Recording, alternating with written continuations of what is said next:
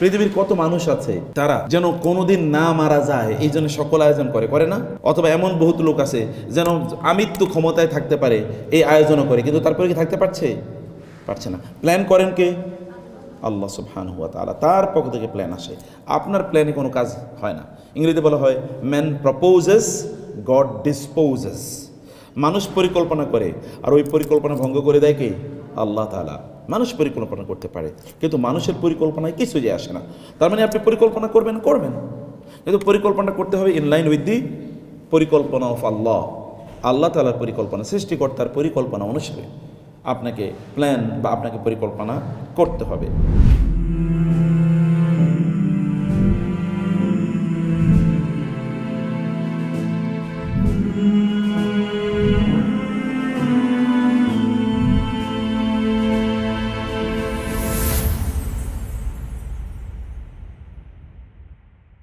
বিসমিল্লাহ ওয়াসসালাতু ওয়াসসালামু আলা রাসূলিল্লাহ ওয়া আলা আলিহি ওয়া আসহাবিহি ওয়া মান ওয়ালা, আম্মা বা'দু, ফাআউযু বিল্লাহি মিনাশ শাইতানির রাজীম।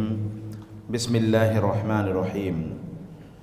قال أفرأيتم ما كنتم تعبدون أنتم وآبائكم الأقدمون قال أفرأيتم ما كنتم تعبدون أنتم وآباؤكم الأقدمون فإنهم عدو لي إلا رب العالمين الذي خلقني فهو يهدين والذي هو يطعمني ويسقين وإذا مرضت فهو يشفين والذي يميتني ثم يحيين والذي أطمع أن يغفر لي خطيئتي يوم الدين رب هب لي حكما وألحقني بالصالحين واجعل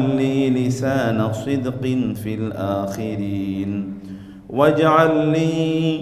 واجعلني من ورثة جنة النعيم واغفر لأبي إنه كان من الضالين ولا تخزني يوم يبعثون يوم لا ينفع مال ولا بنون إلا من أتى الله بقلب سليم وأزلفت الجنة للمتقين وبرزت الجحيم للغاوين وقيل لهم أين ما كنتم تعبدون من دون الله هل ينصرونكم أو ينتصرون فكبكبوا فيها هم والغاوون وجنود إبليس أجمعون قالوا وهم فيها يختصمون تالله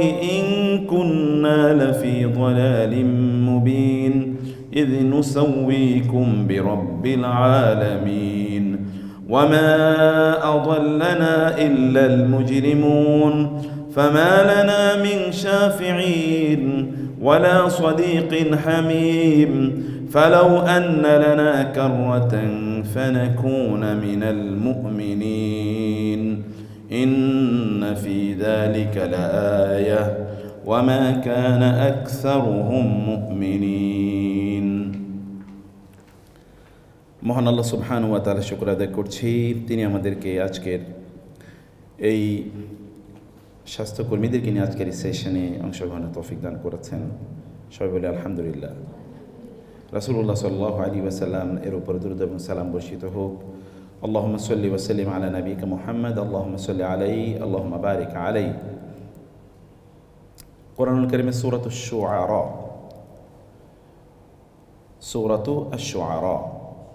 সূরাতুশ শুআরা এর ৭৫তম আয়াত থেকে ১০৩তম আয়াতগুলো আমি তেলাওয়াত করেছি।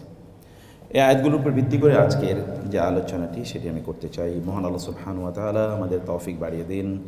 বলুন আলহামদুলিল্লাহ, আল্লাহুম্মা আমিন। ইব্রাহিম আলাইহিস সালাতু ওয়াস সালাম নাম শুনেছেন না আপনারা? কারা কারা শোনেন নাই? সবাই শুনেছেন? ওকে। উনি কে ছিলেন? কোন দেশের প্রেসিডেন্ট ছিলেন জানেন? কি ছিলেন? ইব্রাহিম আলাইহিস সালাম কি ছিলেন? উনি নবী ছিলেন। ওকে, তিনি নবী ছিলেন এবং তিনি আমাদের নাম রেখেছেন মুসলিম। আমরা যে এখন মুসলিম, এই নাম কে রেখেছেন? ইব্রাহিম আলাইহিস সালাম। ইব্রাহিম আলাইহিস সালামের একটি ঘটনা আল্লাহ তাআলা এখানে উল্লেখ করেছেন। ঘটনাটি কি? ইব্রাহিম আলাইহিস সালাম তার বাবা এবং জাতিকে আল্লাহর ইবাদতের প্রতি আহ্বান করলেন। কার ইবাদত করার জন্যে? আল্লাহর ইবাদত করার জন্য। কিন্তু তারা আল্লাহ সুবহানাহু ওয়া তাআলা এর ইবাদত প্রত্যাখ্যান করলো। তারা আল্লাহর ইবাদত করতে চাইল না। তারা বলে যে না, তারা আল্লাহর ইবাদত করবে না, বরং বাপদাদাদেরকে আমরা যা করতে দেখেছি, ক্বালু বাল ওয়াজাদনা আবাআনা কাযালিকা ইয়াফআলুন, তারা বলেছে আমাদের বাপদাদাদেরকে আমরা যা করতে দেখেছি আমরা তাই করবো, এর বাইরে আমরা কিছু করব না। সেটা ছিল তাদের আর্গুমেন্ট।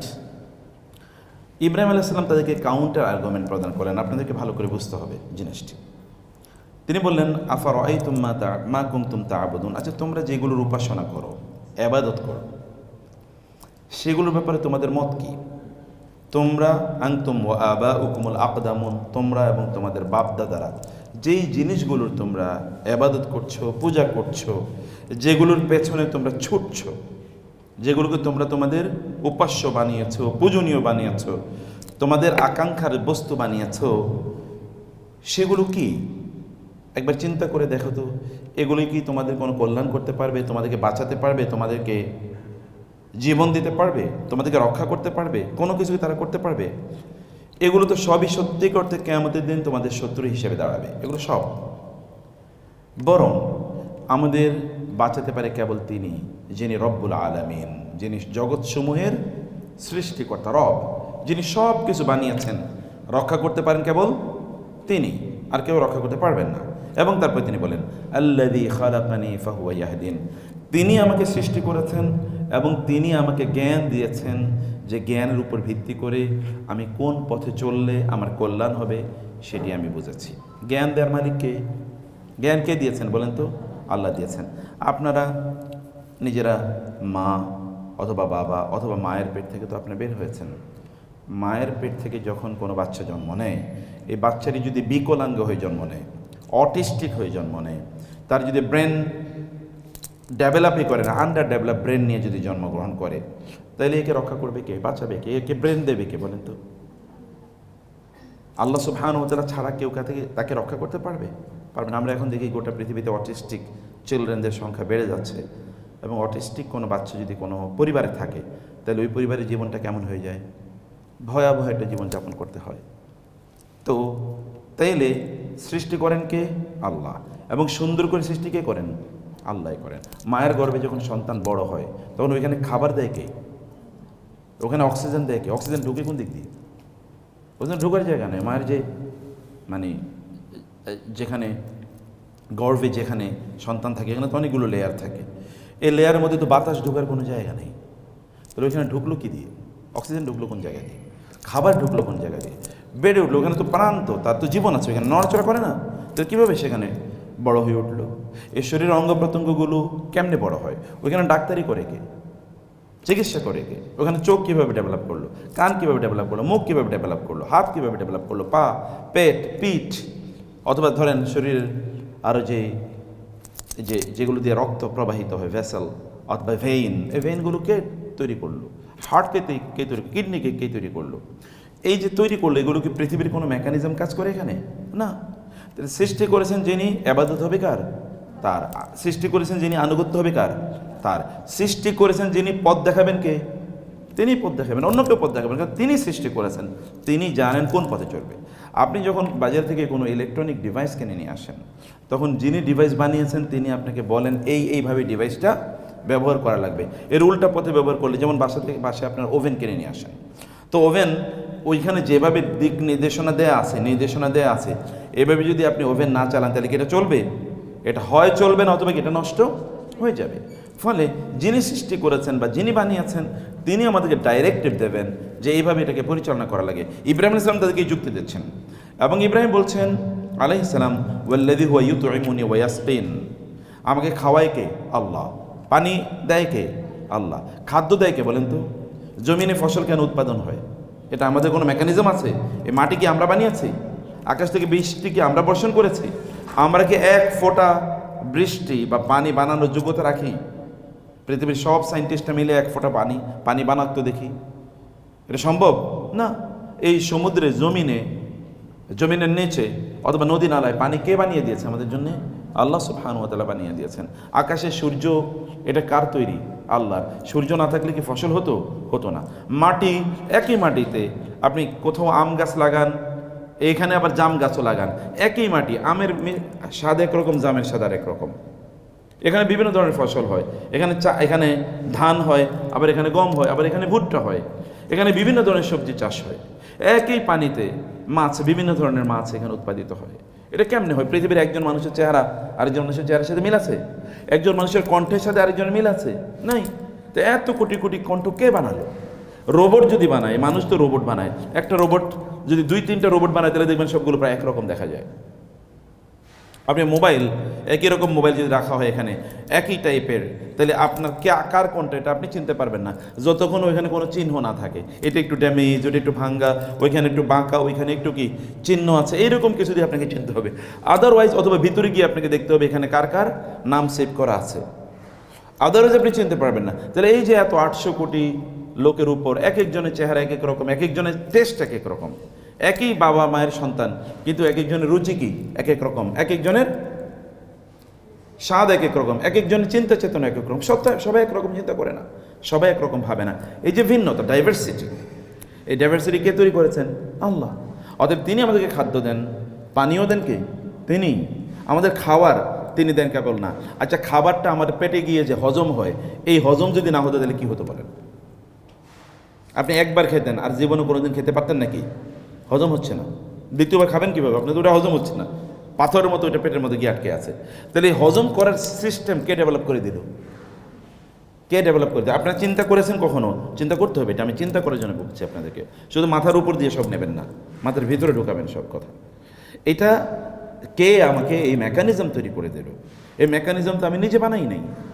তার মেকানিজম যিনি বানিয়ে দিয়েছেন, আনুগত্য হবে তার, উপাসনা হবে তার, ইবাদত হবে তার, কথা শুনবো তার সন্তুষ্টির জন্য আমি কাজ করব। ইব্রাহিম আলাইহিস সালামের কথাগুলো বলছেন, আমি আমার মূল আলোচনায় আসতে ধীরে ধীরে। তারপরে তিনি বললেন, ওয়াল্লাযী হুয়া ইউতঈমুনি ওয়া ইয়াসকিন ওয়া ইযা মারিদতু ফাহুয়া ইয়াশফিন। আর যখন আমি অসুস্থ হই তখন আমাকে সুস্থ করেন কে? সে সুস্থ করার মালিক কে বলেন তো? পৃথিবীর কোনো মানুষ কাউকে সুস্থ করতে পারবে? ডাক্তাররা কি মারা যায় না? ডাক্তারদের রোগ হয় কিনা? আপনার ডাক্তারদের রোগ হয় না? তো ডাক্তারদের রোগ কেন হয়? ডাক্তাররা তো নিজেরাই ডাক্তার, তাহলে তাদের রোগ হয় কেন? তো ডাক্তাররা রোগে মারা যায় কেন? করোনার সময় সবচেয়ে বেশি মারা গেছে ডাক্তাররা,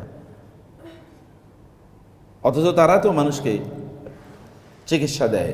অতএব রোগের চিকিৎসা করার ক্ষমতা কার? কেবল আল্লাহ। রোগ দেয় কে? আল্লাহ সুবহানাহু ওয়া তাআলা। রোগ সৃষ্টি করেন তিনি। এর আগে কোনো এক সময় পৃথিবীতে সবচেয়ে কঠিন রোগ কি ছিল? ডায়রিয়া, কলেরায় দেখবেন 1971 ওই সময় বহুত লোক মারা গেছে। কলেরা ভয়াবহ রোগ, বিভিন্ন জায়গায় কলেরা হসপিটালও আছে। কিন্তু এখন কি কলেরা কোনো রোগ? এটার কেউ তো কোনো রোগের আইটেমের মধ্যেই রাখে না। কারো হয়তো বা একটু যদি লুজ মোশন হয় তাহলে একটা কি খেয়ে নেয়, ওর স্যালাইন খেয়ে নেয়, ব্যাস, আর কোনো সমস্যা নেই। কিন্তু এখন ভয়াবহ আর নতুন রোগ আসতেছে। করোনা যে রোগ এসে, করোনা দেখতে কেমন? করোনা দেখেছেন কেউ? হ্যাঁ, দেখা যায়? এটা কোনো কিচ্ছু বোঝে না। আচ্ছা, ঢুকলো কোন দিক দিয়ে করোনা? খাবার দিয়ে ঢুকবে অথবা অক্সিজেন দিয়ে ঢুকবে, কি দিয়ে ঢুকলো? এবং আপনি জানেন ব্রিটেনের যে রানী এলিজাবেথ তো তার বাসার আশপাশে কিলোমিটারের মধ্যে বাইরে কোনো লোক ঢুকতে পারতো না। এবং রান্নাবান্না, তার যে লোকেরা রান্নাবান্না করতো, ওরা ওই সময় কেউ বাইরে যেতেও পারতো না, বাইরে থেকে আসতে পারতো না। উৎপাদন যা ফসল, এগুলো সব তার ওইখানে উৎপাদন হতো, এরাই উৎপাদন করতো। কিন্তু তারপরে এই মহিলা কি করোনা আক্রান্ত হয়েছে। করোনা তো সোয়াসে রোগ যদি বলা হয়, তাহলে ওনাকে সোয়াসে কে নিল? তার আশপাশে 2, 4, 5 জন 10 জন লোক ছাড়া কেউ তার কাছে যেতেও পারতো না।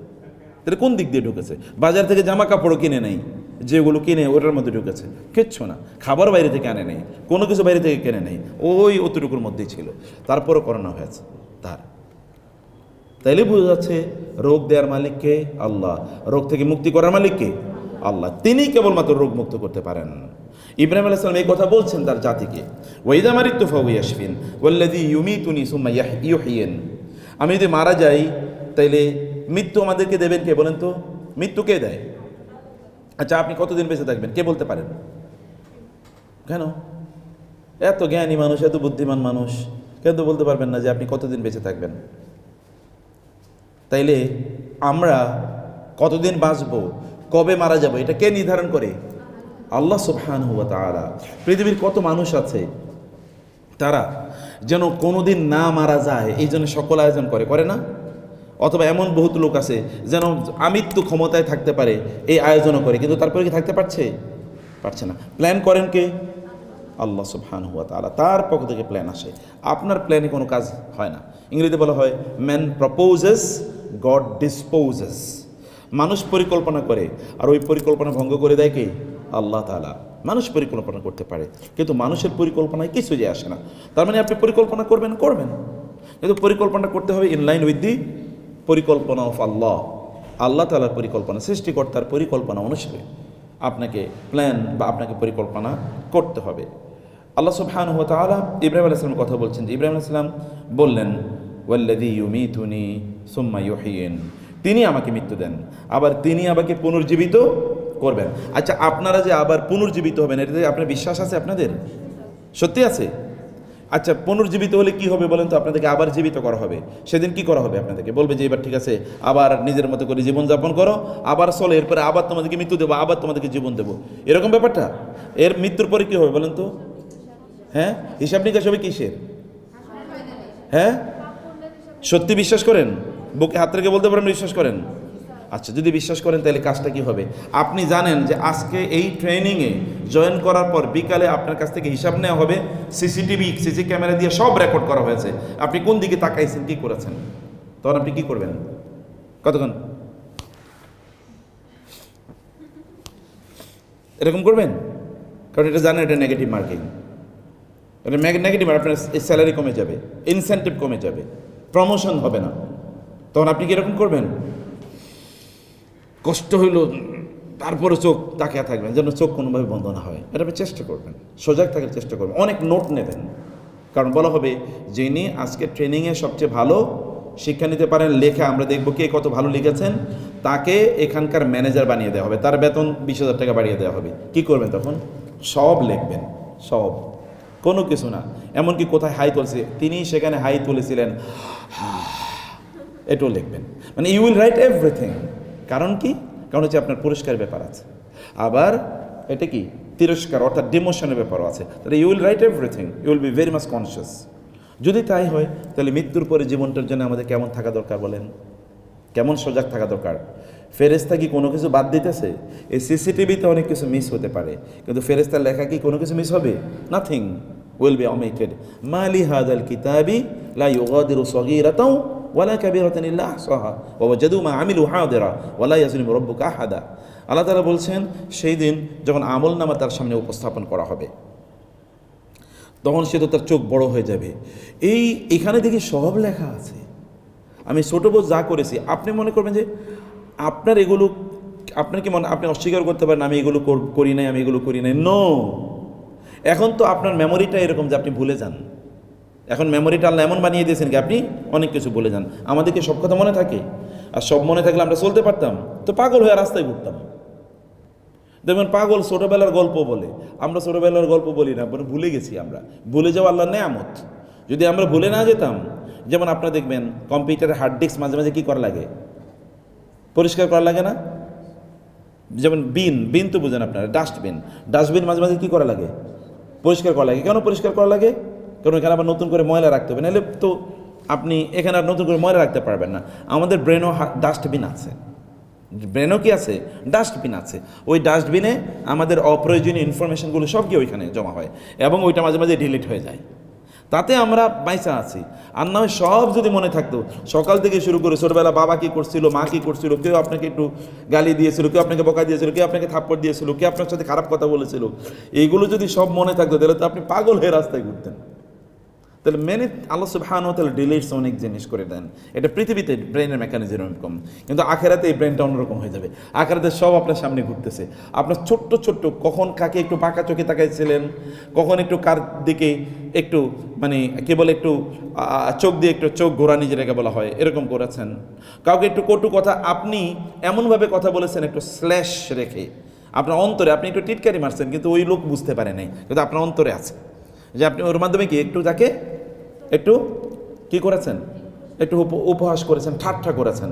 আল্লাহ সুবহানাহু ওয়া তাআলা এটা জানেন, কারণ অন্তরের সকল খবর কে রাখেন? আল্লাহ, তিনি জানেন।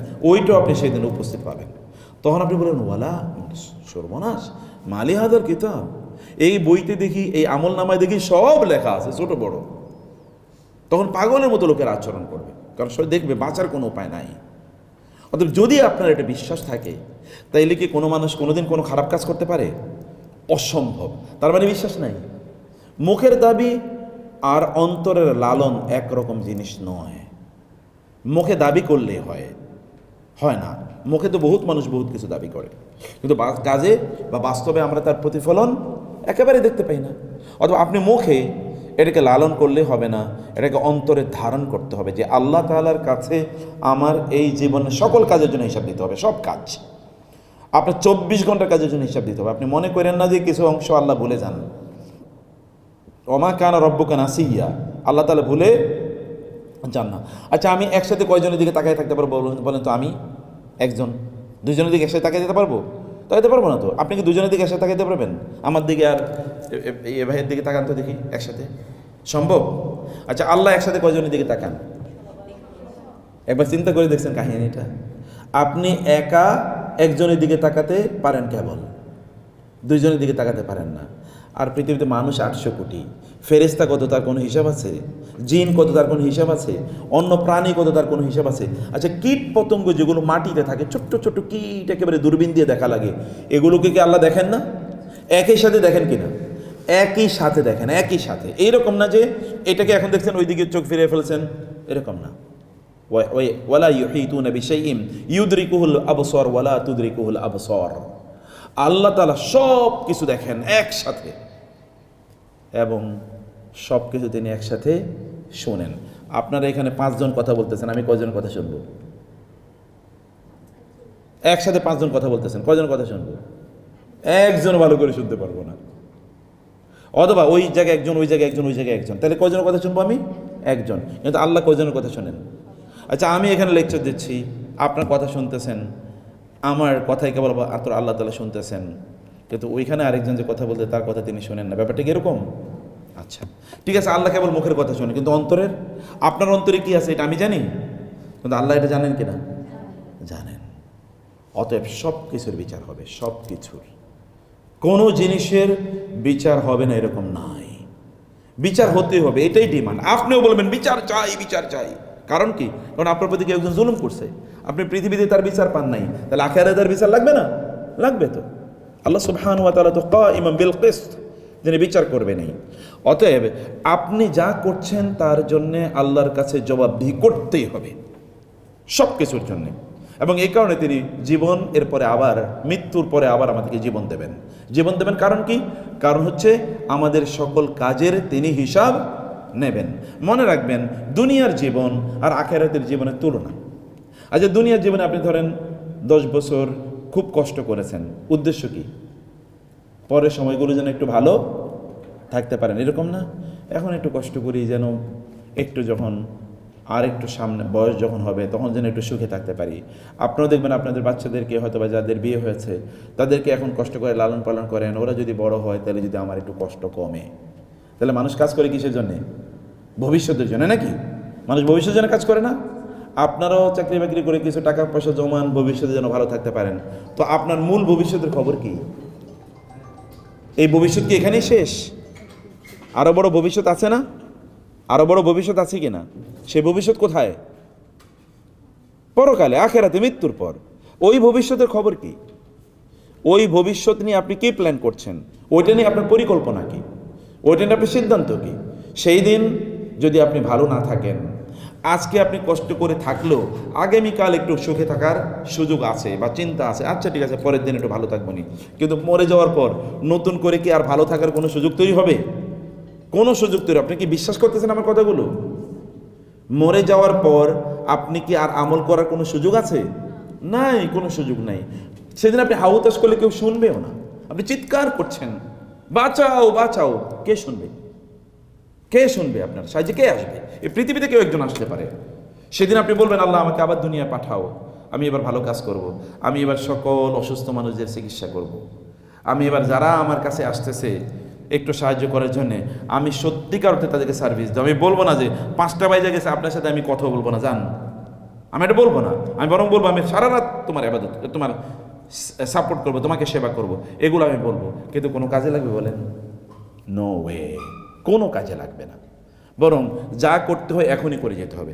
ছাত্র জীবন আপনার শেষ, সার্টিফিকেট পেয়ে গেছেন আপনি সব সাবজেক্টে, এখন আপনি চাকরি করতে গিয়ে দেখেন এই সার্টিফিকেটের এই যে রেজাল্টে কোনো কাজে লাগতেছে না, তখন যতই চিৎকার করেন কি হবে? আমি আবার পরীক্ষা দিতে যাই, আপনি কবে আবার পরীক্ষা দেবেন? পরীক্ষার বয়স তো শেষ, পড়াশোনা তো শেষ, আপনি আর নতুন করে এখানে যেতে পারবেন না।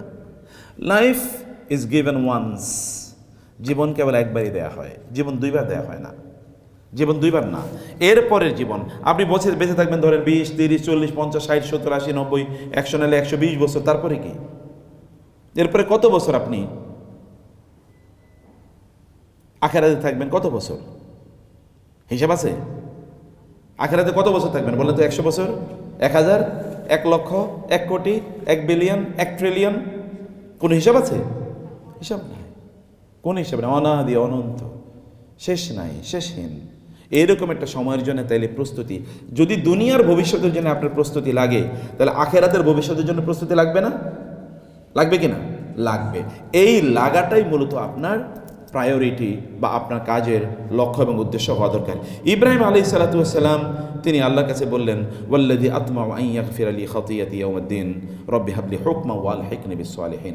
তিনি আল্লাহর কাছে দোয়া করেছেন, হে আল্লাহ, আমি আপনার কাছে প্রত্যাশা করি আপনি কিয়ামতের দিন আমার গুনাহগুলো মাফ করে দিয়েন, আমি যেন ভালো বান্দা যারা আপনার তাদের সাথে যেন আমি থাকতে পারি, যারা আপনার ভালো বান্দা। ভালো বান্দারা কোথায় থাকবে? জান্নাতে। জান্নাতে কি থাকবে? আপনি দুনিয়াতে কি কি চান বলেন? আপনার দুনিয়াতে স্বপ্ন কি কি? কি হতে চান আপনি দুনিয়াতে?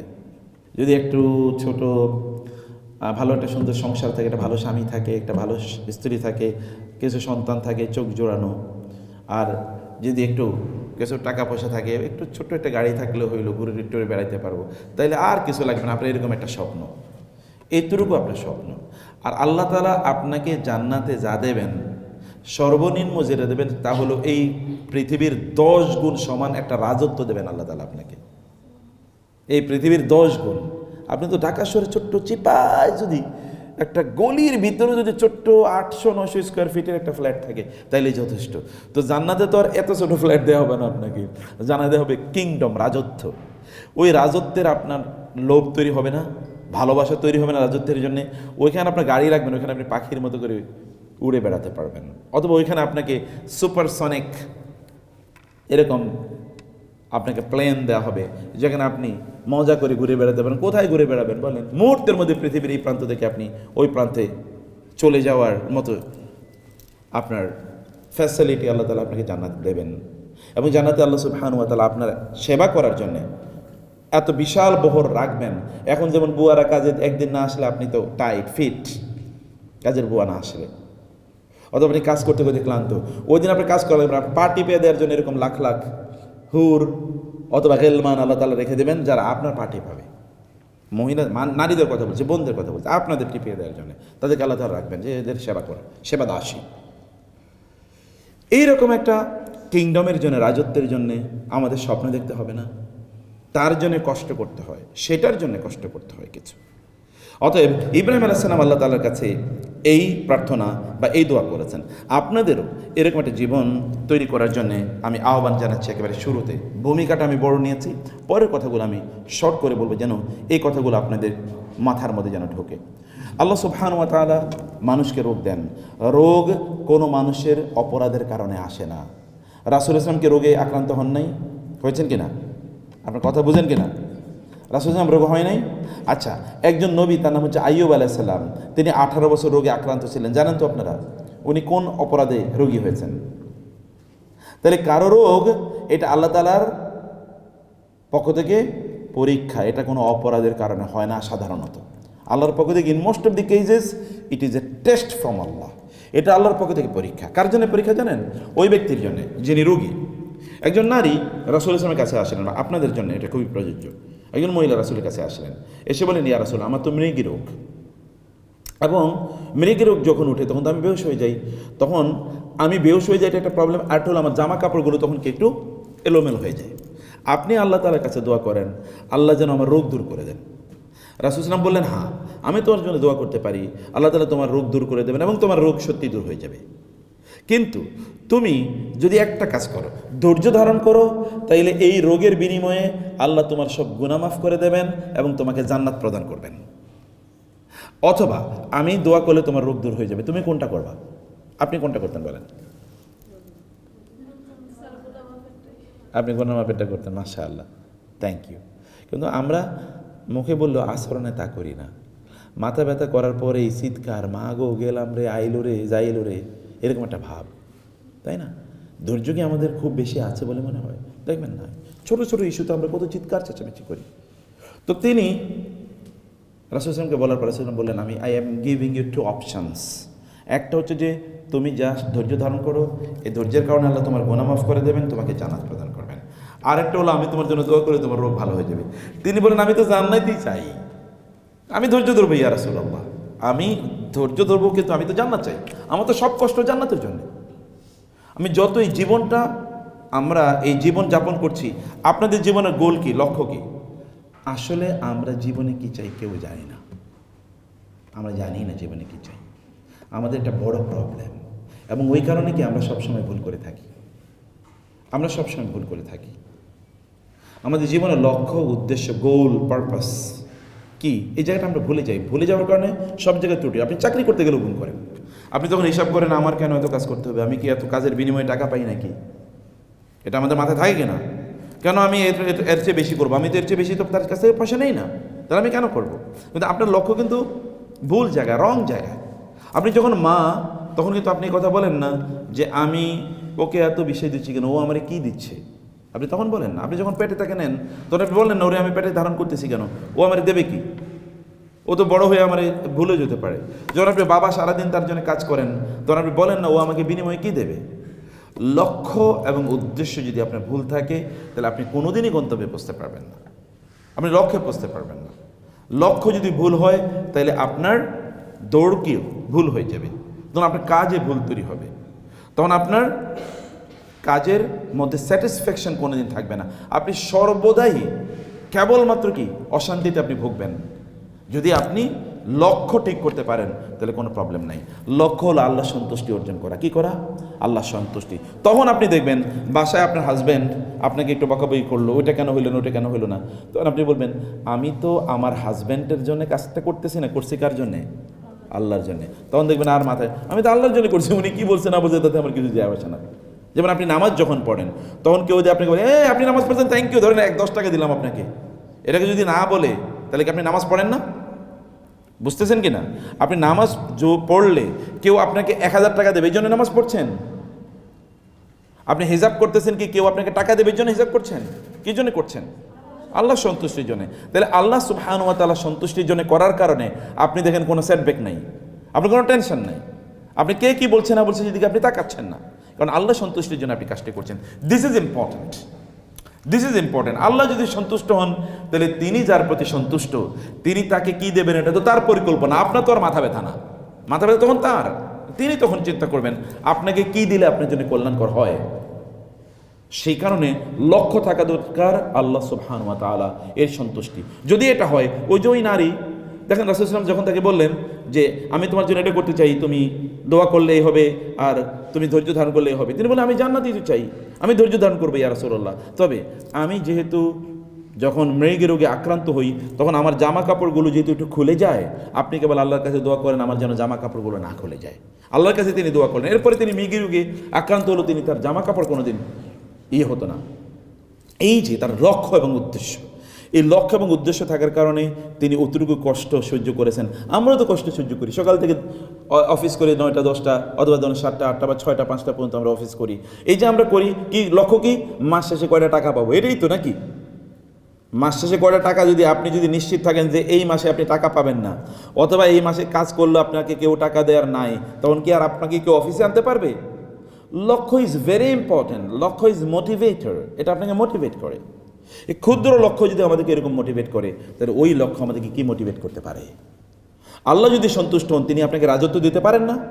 টাকা কি কেবলমাত্র আয় মানে ব্যবসা বাণিজ্য করে আর চাকরি করে ইনকাম করা লাগে?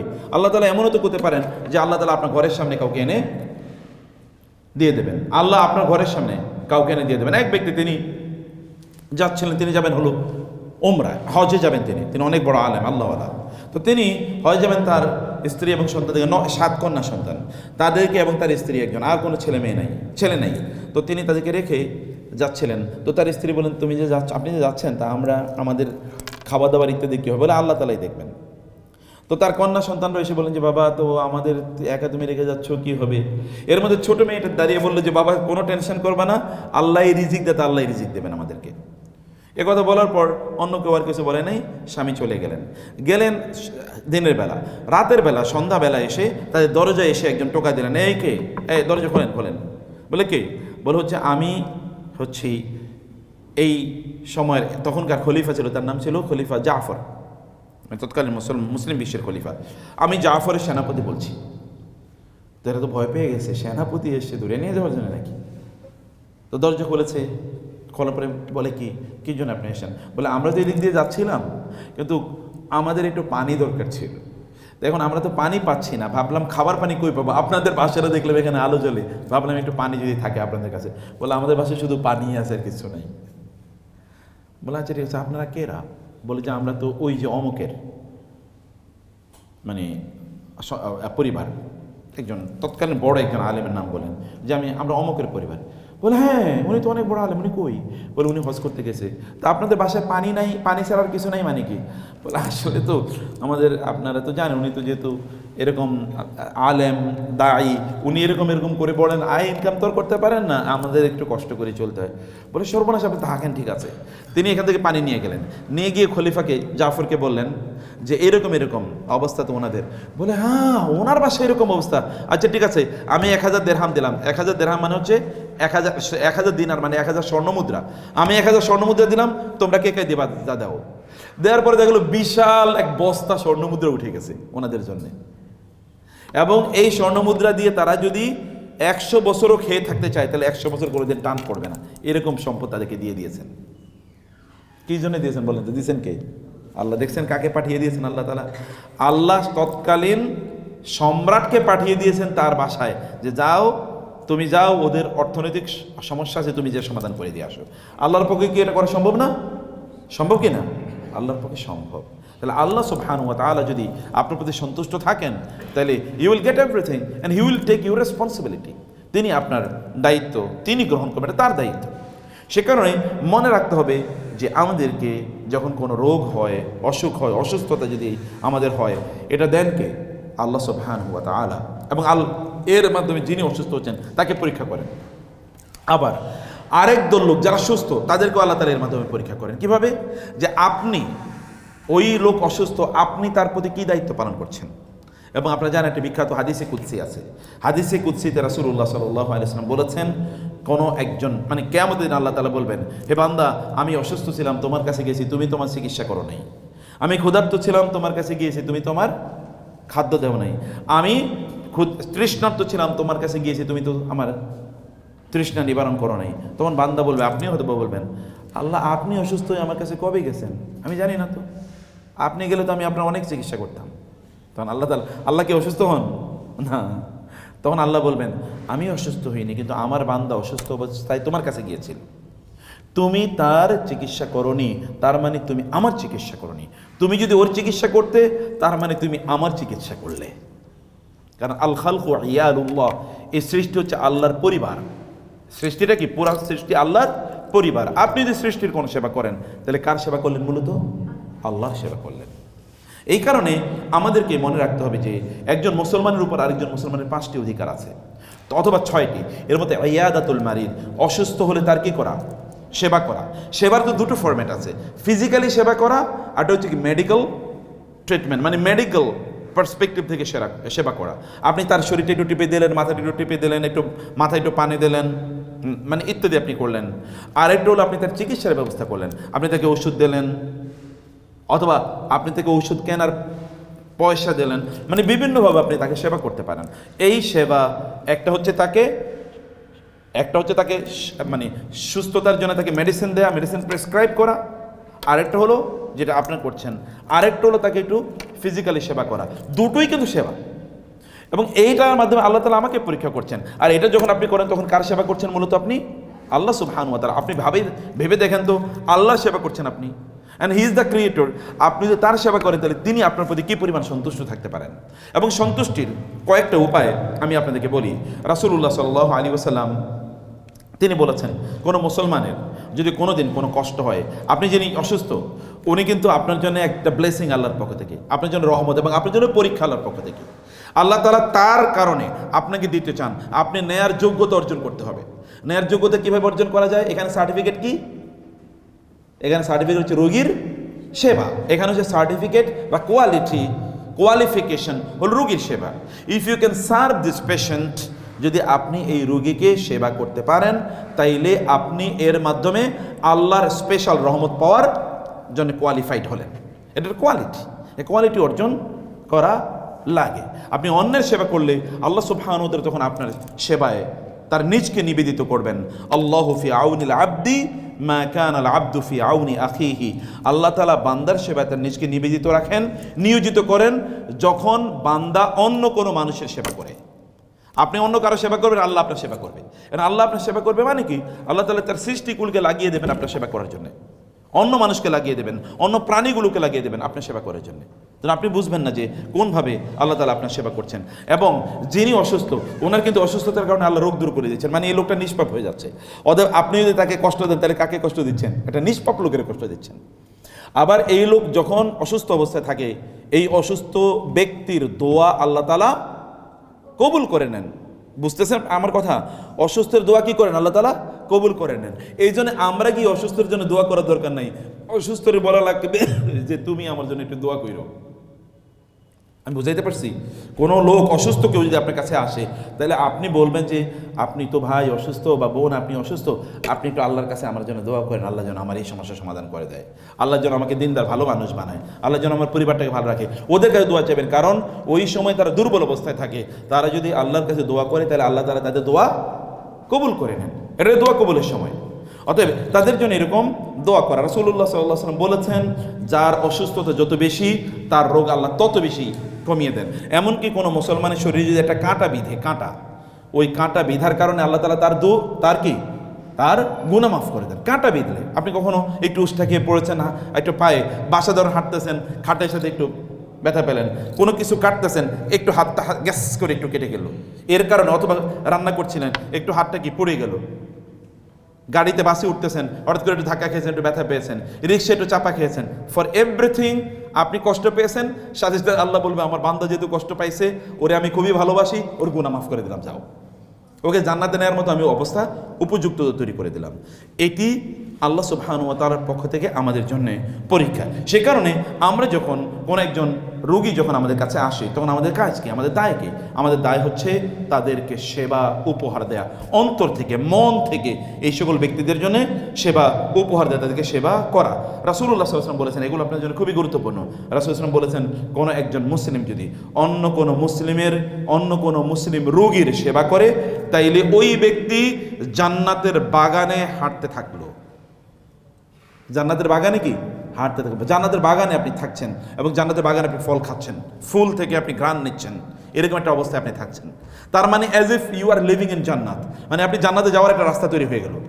রোগীর সেবা আপনি করছেন, আপনি কিন্তু তাকে টাকা পয়সা দিচ্ছেন, একটু সেবা করছেন। অন্য একটা হাদিসে এসে রাসূলুল্লাহ সাল্লাল্লাহু আলাইহি ওয়াসাল্লাম বলেছেন, কোন একজন মুসলিম যদি অন্য কোনো মুসলিম রোগী মুসলিমের সেবা করার জন্য একটু হেঁটে যায়, একটু ধরেন আপনি এখানে বসে আছেন, রোগী ওইখানে এসে উঠে আসতে পারতেছে না, আপনার চেয়ার থেকে আপনি উঠে অতটুকু গেলেন, আপনি শুধু উঠে গেলেন, এতটুকু করার কারণে ফেরেশতারা আসমান থেকে ডেকে বলতে থাকে, আপনি শোনেন না কিন্তু কারা শোনে? জিন। আর কারা শোনে জান? জিন এবং মানুষ শোনে না, কিন্তু প্রাণীগুলো শোনে, পশু পাখি শোনে, এমনকি পিঁপড়া, এগুলো পর্যন্ত তারা শোনে। আসমান থেকে একজন ফেরেশতা ডেকে বলে, এই আন্তবা তুইপ্তা, যে তোমার অনেক কল্যাণ হোক, ওয়াতাবা মামশাকা, এবং তুমি যে হেঁটে যাচ্ছ এই কারণে তোমার কল্যাণ হোক, ওয়াতাবাউআতা মিনাল জান্নাতি মানজিলান, এবং জান্নাতে এর মাধ্যমে তুমি তোমার জন্য একটা প্রাসাদ নির্মাণ করে ফেললে। কি হলো? আপনি মাত্র হাইটে গেছেন, জান্নাতে আপনার জন্য প্রাসাদ নির্মাণ হয়ে গেছে। এটা কি শেখ হাসিনার প্রাসাদ, গণভবন? এরকম যদি বিলিয়ন বিলিয়ন গণভবন একত্রিত করা হয়, ওই জান্নাতের একটা ইট কেনা যাবে না, একটা ইট কেনা যাবে না। কারণ ওই ইট কি এই মাটি দিয়ে তৈরি না, ওই ইট হলো কি ডায়মন্ড দিয়ে তৈরি, সোনা দিয়ে তৈরি, স্বর্ণ দিয়ে, সেই রকম দামি পাথর দিয়ে তৈরি। ওগুলো দিয়ে আল্লাহ সুবহানাহু ওয়া তাআলা আপনার জন্য সেখানে প্রাসাদ আল্লাহ সুবহানাহু ওয়া তাআলা নির্মাণ করবেন। এই পরিস্থিতি রাসূলুল্লাহ সাল্লাল্লাহু আলাইহি সাল্লাম আরও বলেন, কোনো মুসলমান যদি সকালবেলা অন্য কোনো মুসলমানকে, অন্য কোনো মুসলিমকে সেবা দেয়, তাহলে সন্ধ্যা পর্যন্ত 70,000 ফেরেশতা ওই ব্যক্তির জন্য আল্লাহর কাছে দোয়া করতে থাকে।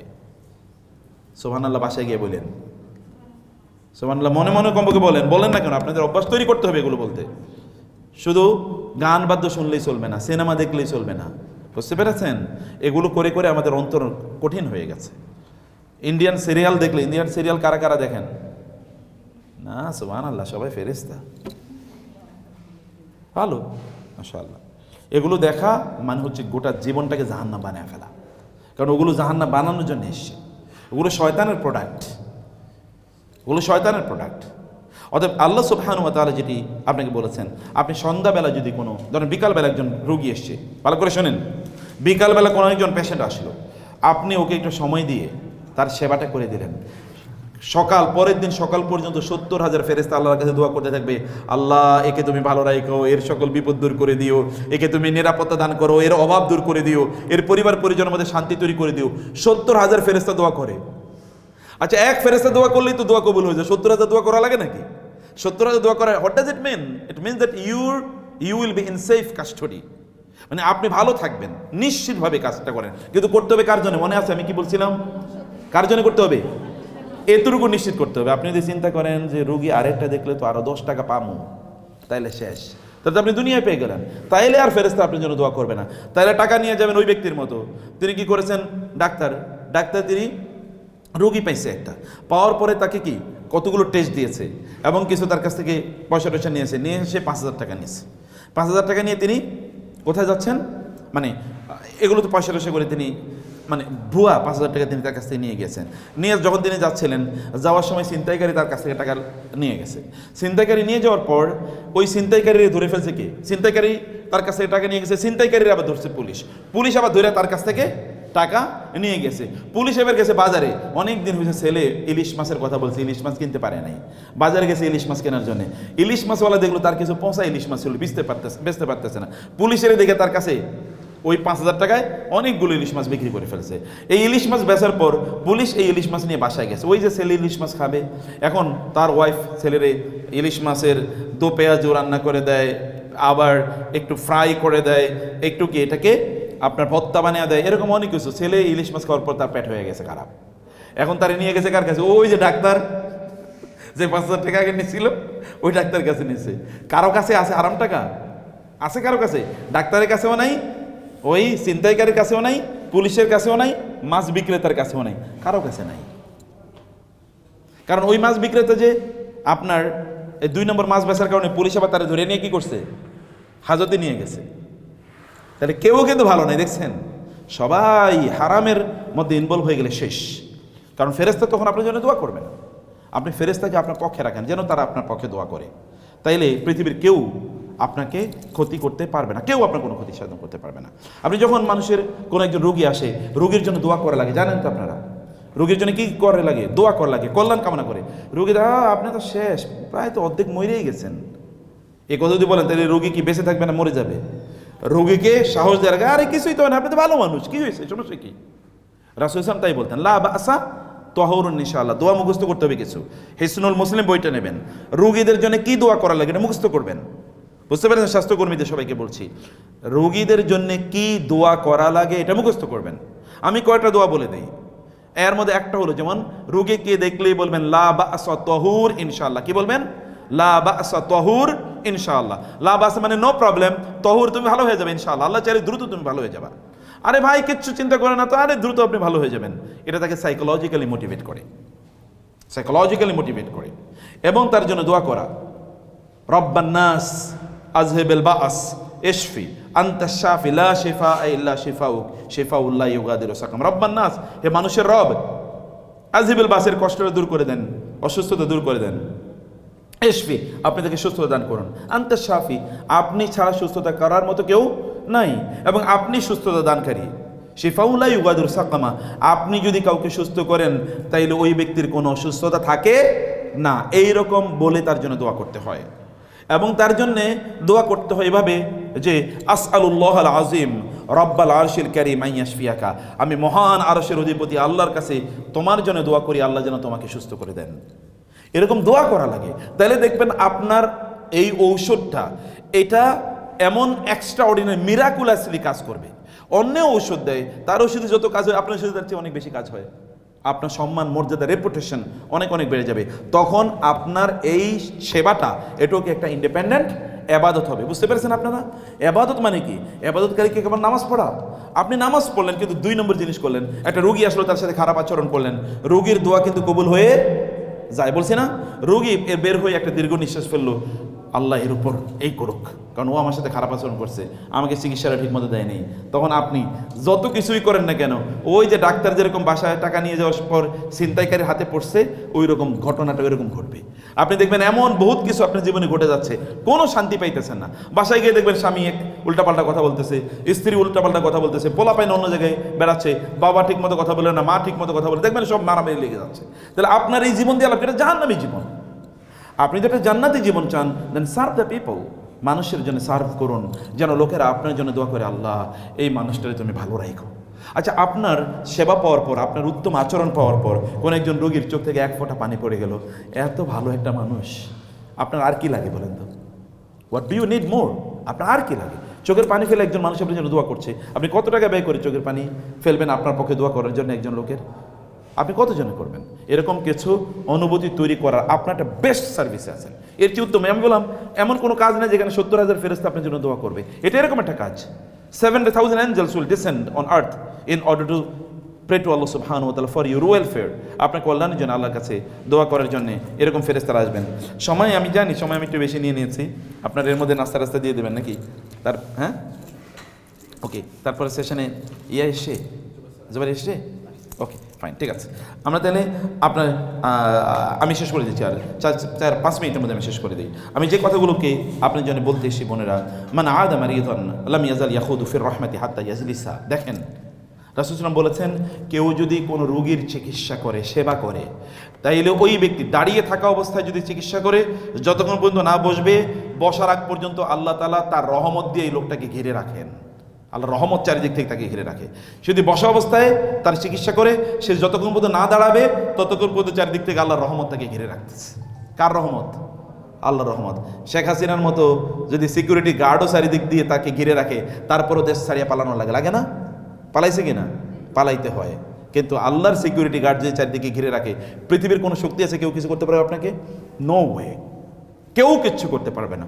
ফলে আল্লাহর সিকিউরিটি আপনার চারিদিকে রাখতে হলে আপনাকে এমন একটি আবহাওয়া আপনার তৈরি করা দরকার। মানুষের যখন চিকিৎসা করবে তখন বিসমিল্লাহ বলে চিকিৎসা করবেন। আপনারা তো জানেন ওই বোনের গল্প, যে বোন তিনি কি করতেন, তার স্বামী এনে তার কাছে জিনিস রাখলে তিনি কেবল বিসমিল্লাহ বলে জিনিসটা রেখে দিতেন। স্বামী এতে খুবই বিরক্ত, কথায় কথায় এত বিসমিল্লাহ। তা একদিন তাকে পরীক্ষা করার জন্য কি করলেন, কিছু টাকা এনে তার স্ত্রীকে বললেন যে এটা রাখো। স্ত্রী বিসমিল্লাহ বলে স্বামীর সামনেই ওটা রেখে দিল, স্বামীর সামনে ওটা রেখে দিল। রেখে দেওয়ার পর স্বামী রাতের বেলা চুরি করে ওই জিনিসটা, ওই টাকার থলেটা ওইখান থেকে সরিয়ে ফেলেছে। পরের দিন সকালে সে বাইরে গেছে, দুপুরে এসে তার স্ত্রীকে বলে আমার টাকার থলেটা দেবো, একটু বাজারে যাব।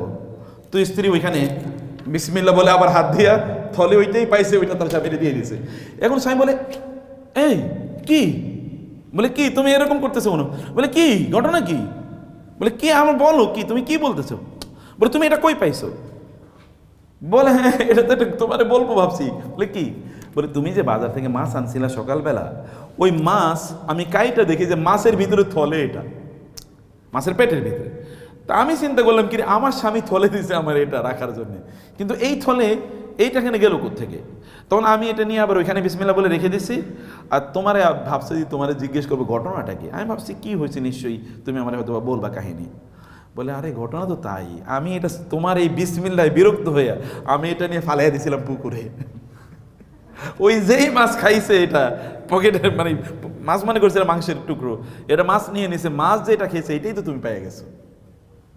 সুবহানাল্লাহ। বিসমিল্লাহর মর্যাদা, বিসমিল্লাহ যদি বলা হয় আল্লাহ সুবহানাহু ওয়া তাআলা ওই কাজের মধ্যে বরকতপূর্ণ করে দেন। সেজন্য আপনি বিসমিল্লাহ বলে চিকিৎসাটা শুরু করেন, সেবার মানসিকতা নিয়ে চিকিৎসা শুরু করেন। মনে রাখবেন আপনার ইনকামও কিন্তু হারাম হতে পারে। কারো ইনকাম যদি হারাম হয় তাহলে তার দোয়া কবুল হবে না। আপনাকে যে অ্যাসাইনমেন্টটা দেওয়া হয়েছে, যেই কাজের এগেনস্টে আপনি সার্ভিস, এর এগেনস্টে আপনি যে স্যালারি পান, ওই কাজটা যদি যথাযথভাবে আপনি না করেন তাইলে আপনার তো এইখানেও হারাম। কেবল মদের আর জুয়ার টাকা খাইলেই হারাম হয়? নো। কেবল চুরি বা ডাকাতি করা টাকায় হারাম? নো। আপনি কাজ যেখানে করছেন যথাযথভাবে ওইখানে কাজ না করলে এটাও কি, এই স্যালারিটা নেও আপনার জন্য হারাম, এটাও আপনার জন্য তখন এটা বিষের মতো কাজ করে, জানেন? হারাম বিষের মতো কাজ করে। হারাম হলে কি জানেন, তখন আপনার মনের শান্তি থাকে না, শরীরের সুস্থতা থাকে না। দেখবেন অধিকাংশ লোক যারা 2 নম্বরই করে টাকা ইনকাম করেছে, ওদের চেহারার দিকে তাকালেই দেখবেন কেমন দেখা যায়। ওদের দুনিয়ার শান্তি আল্লাহ তাআলা কেড়ে নিয়েছেন, আখিরাত তো বাকি রয়ে গেছে, তিনি কি করবেন সেটাই তিনি জানেন। দুনিয়া তাদের কোনো শান্তি নেই, না তার পরিবারের শান্তি আছে। আপনি এমন চান না যে আপনার স্বামী আপনাকে প্রচণ্ড ভালোবাসুক, পাগলের মতো ভালোবাসুক? আপনি কি চান না আপনার স্ত্রী পাগলের মতো আপনাকে ভালোবাসুক? আপনার সন্তানের খুবই দিনদার হোক, আপনার পিতামাতা এবং ভাই বোনদের সাথে আপনার সম্পর্ক খুবই ভালো থাকুক? যদি এটা করতে চান তাহলে আপনার ইনকামটাকে হালাল করতে হবে। যদি এটা করতে চান তাহলে মানুষের সেবা করতে হবে। যারা অন্যের প্রতি রহমত করে আল্লাহ তাআলা তাদের প্রতি রহমত করেন। আপনি অন্যের জন্য একটু কাজ করলেন, আল্লাহ সুবহানাহু ওয়া তাআলা আপনার জন্য নিজে কাজ করবেন। আল্লাহ সুবহানাহু ওয়া তাআলা ফেরেশতাদেরকে নিয়োজিত করে দেবেন আপনার কাজটা সহজ করে করার জন্য। সুলাইমান আলাইহিস সালাম দেখেন আল্লাহর জন্য তার সময়টা তিনি ব্যয় করে দিয়েছেন।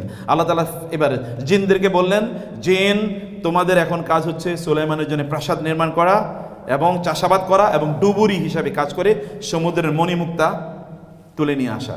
কারণ কি করেছেন সুলাইমান আলাইহিস সালাম? কেবল আল্লাহর কাজ করেছেন, আল্লাহ সন্তুষ্টির জন্য কাজ করেছেন। তিনি রাষ্ট্রপ্রধান, কিন্তু রাষ্ট্র তিনি পরিচালনা করেছেন লুট করার জন্য না, মানুষের উপর জুলুম করার জন্য না, বরং মানুষের সেবা দেওয়ার জন্যে, মানুষের ফ্যাসিলিটি দেওয়ার জন্যে, মানুষ যেন শান্তি থাকতে পারে এই জন্যে। এবং আল্লাহ তাআলা এই কারণে সুলাইমানকে বললেন, আপনাকে আমি এমন রাজত্ব প্রদান করব যে রাজত্ব পৃথিবীর আর কাউকে দেয়া হয় না এবং হয়ও না। এমন রাজত্ব আল্লাহ তাআলা আর কাউকে দেন নাই সুলাইমান আলাইহিস সালামকে। আমিও এটাই আমার সর্বশেষ নাসিহা, বলছি 5 মিনিট সময় নেব। আমি আপনাদেরকে এই নাসিহাই করতে চাই, বোনেরা আমার, ভাইয়েরা আমার, যে আপনারা যতটুকু কাজ করবেন do it for Allah, wholeheartedly, সবচেয়ে ভালোভাবে কাজটি করেন। দুনিয়ার কাজ ইহসানের সাথে করতে হয়, ইতকানের সাথে করতে হয়, আর আল্লাহর কাজ ইখলাসের সাথে করতে হয়। আল্লাহর কাজ করতে হয়, ইবাদত করতে হয় কিসের সাথে? ইখলাসের সাথে। আর দুনিয়ার কাজগুলো করতে হয় ইতকানের সাথে, ইহসানের সাথে। কোনো কাজ করবেন মানুষের জন্য যতটুকু ভালো হয়, কল্যাণকর হয়। আল্লাহ তো আপনার অন্তরের দিকে তাকান। আল্লাহ যখন দেখবেন আপনি একজন মানুষের জন্যে, তার জন্য কি কল্যাণ হয় এটা আপনি করতে চান, তখন আল্লাহ তো দেখে খুশি হয়ে যান, আমারই বান্দা আমার আরেকটা বান্দার জন্যে, সে কাফের হোক মুশরিক হোক, কিছু যায় আসেন আপনার। ওই লোকটা আপনারা জানেন যে ওই যে একজন প্রস্টিটিউট একটা কুকুরের পানি পান করাইছিল, ওই ইতিহাস আপনারা জানেন তো। তার জুতার মধ্যে করে একটা কুকুরটা প্রায় পানি না খেয়ে মারা যাচ্ছিল, প্রচণ্ড রোদের মধ্যে খরতাপে সে জিহ্বা বের করে হাঁপাচ্ছিল, ওই কুকুরকে একটু পানি দিয়েছে। এই নারী এত গুনাহ করেছে। তারপর আল্লাহ তাআলা বলেন, তুমি যেহেতু আমার একটা সৃষ্টিকে বাঁচাইছো পানি দিয়ে, তোমার অন্তরের দিকে আমি তাকিয়ে দেখলাম তোমার অন্তরটা ছিল কি এই কুকুরকে সাহায্য করার মানসিকতা নিয়ে, এবং এই কারণে তোমার এই রিচ অন্তরের কারণে, তোমার এই যে একটা সমৃদ্ধ অন্তর, এই অন্তরের কারণে তোমার অতীতের সব গুনাহ আমি মাফ করে দিলাম। আপনাকে আল্লাহ সুবহানাহু ওয়া তাআলা এমন করতে পারেন। আপনি একটা বড় অন্তর, একটা এলিট ক্লাসের অন্তর নিয়ে মানুষকে সাহায্য করেন, ওকে সহযোগিতা করেন। টাইম ফ্রেমের দিকে তাকায়েন না, আপনি ওই লোকটার দিকে তাকান। যদি আপনি ওই লোকটার দিকে তাকিয়ে সেবা দেন, আল্লাহ সুবহানাহু ওয়া তাআলা টাইম ফ্রেমের দিকে তাকাবেন না, আল্লাহ তাআলা আপনাকে সেবা দেবেন। আল্লাহ সুবহানাহু ওয়া তাআলা আপনার সেবা মানুষকে নিয়োজিত করে দেবেন। আপনি বুঝতেও পারবেন না কোত্থেকে এই সুযোগ বা এই সুবিধা আপনার জন্য এসছে। এটা আপনি হয়তো বা you will not be able to count and calculate, এটা করতেও পারবেন না। অতএব সেবার মানসিকতা নেই, এটাও ইবাদত, অনেক বড় ইবাদত। এটা নামাজের চেয়ে কম ইবাদত নয়, নামাজের চেয়ে কম হবে, তার নামাজের মতো, কিন্তু ওগুলো ছেড়ে দিয়ে এরপরে এটা করবেন নট নেসেসারি, মানে সেটা আমি বলছি না, ওগুলো করতে হবে, কিন্তু এটাকে আপনার জীবনটা আপনার 24 ঘন্টা তো আল্লাহর ইবাদতের মধ্যে থাকতে হবে। আপনার ঘুমটাও ইবাদত হতে পারে না? আপনি সারাদিন ভালো করে মানুষের সেবা করলেন এবং আপনি এশারের নামাজ আদায় করে আল্লাহর সন্তুষ্টির জন্য মানুষ সারাদিন কাজ করেছেন, সবচেয়ে সুন্দরভাবে আপনি কাজটি করেছেন, এত ভালোভাবে করেছেন, কাউকে ব্যান্ডেজ করছেন খুবই ভালোভাবে, যখন আপনি তাকে ওষুধ দিচ্ছেন সবচেয়ে ভালো ওষুধটি দিচ্ছেন, এবং আপনি তাকে একটু বসিয়ে রেখে তার মাথায় একটু হাত বুলিয়ে দিয়ে, প্রয়োজনে যদি মহিলারা হয় অথবা পুরুষরা পুরুষদেরকে আপনি একটু হাত বুলিয়ে দিলেন, তাকে একটু দোয়া করে দিলেন, তাকে একটু সান্ত্বনা দিলেন, তার একটু পারিবারিক খবর নিলেন, এভাবে একটু তাকে প্রয়োজনে একটু চা খাওয়ালেন যদি আপনাদের অ্যারেঞ্জমেন্ট থাকে, ইত্যাদি ইত্যাকার করে আপনি তার একটু সার্ভিস দিয়ে যাওয়ার পর রাতের বেলা যখন ঘুমিয়ে পড়বেন, আল্লাহ সুবহানাহু ওয়া তাআলা ফেরেশতাদেরকে বলবেন ওরে একটু টেক কেয়ার করে রেখো যেন ওর কোনো সমস্যা না হয়, কারণ ও তো সারাদিন আমার সার্ভিস দিয়েছে, আমার সেবা দিয়েছে, আমার সৃষ্টির সেবা দিয়েছে। এইভাবে নিজকে গড়া, নিজকে তৈরি করা ইজ ভেরি ভেরি ইম্পর্টেন্ট। আল্লাহ সুবহানাহু ওয়া তাআলা আল্লাহর সৃষ্টির মধ্যে যারা বিপদগ্রস্ত তাদের সেবা করার তৌফিক আমাদেরকে দান করুন, যেন আমরা যখন বিপদগ্রস্ত হই তখন যেন আমরা আল্লাহর সাহায্য যেন পাই, আল্লাহর রহমত যেন পাই। আল্লাহুম্মা আমিন। জাযাকুমুল্লাহ খায়র। আপনাদের অনেক লম্বা সময় আমি নিয়ে নিয়েছি। আল্লাহ সুবহানাহু ওয়া তাআলা যেন আমাদের আজকের এই আলোচনাটাকে কবুল করে নেন এবং এখানকার সর্বোত্তম অংশগুলো যেন আমাদের জীবনে বাস্তবায়ন করতে পারি, সেই তৌফিক আল্লাহ তাআলা দান করুন। ট্রেনিংটাই কেবল দুনিয়ার জন্য নেবেন না, আখিরাতের জন্য নেবেন। আপনি কি বুঝতে পেরেছেন আমার কথাগুলো? কিছু কি আন্দাজ করতে পেরেছেন কীভাবে চলতে হবে? তাহলে লক্ষ্য কী হবে বলেন তো? আল্লাহ সন্তুষ্টি। লক্ষ্য কী হবে? আল্লাহ সন্তুষ্টি। এর মধ্যে আপনি দুনিয়া পেয়ে যাবেন, কোনো সমস্যা নেই, এর মধ্যে দুনিয়া পেয়ে যাবেন, কারণ আল্লাহ যদি আপনার পক্ষে থাকে, এই দুনিয়ার মালিক কে? আল্লাহ। ডিস্ট্রিবিউশন করবেন কে? আল্লাহ ডিস্ট্রিবিউশন করবেন। তিনি যদি কাফেরের দেন তাহলে আপনি কি দিতে পারেন না? কাফেরের যদি তিনি দেন, মুশরিকের যদি তিনি দেন, তাহলে আপনাকে দিতে পারেন না? দিতে পারেন তিনি। এই বিশ্বাস রেখে আপনি মানুষেরটা করে যান, and you will see that what happens in your life. আপনি দেখবেন যে কি ঘটে আপনার জীবনে। বারাকাল্লাহু ফিকুম। আল্লাহ সুবহানাহু ওয়া তাআলা আপনাদেরকে অনেক বরকত দান করুন।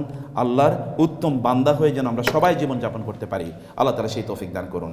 আল্লাহুম্মা আমিন। হাযা ওয়া সাল্লাল্লাহু সুবহানাহু ওয়া তাআলা আলা নবিয়িনা মুহাম্মদ ওয়া আলা আলিহি ওয়া সাহবিহি আজমাইন। সুবহানাকাল্লাহুম্মা ওয়া বিহামদিকা আশহাদু আল্লা ইলাহা ইল্লা আনতা আস্তাগফিরুকা ওয়া আতুবু ইলাইক। ওয়াসসালামু আলাইকুম ওয়া রাহমাতুল্লাহি ওয়া বারাকাতুহু।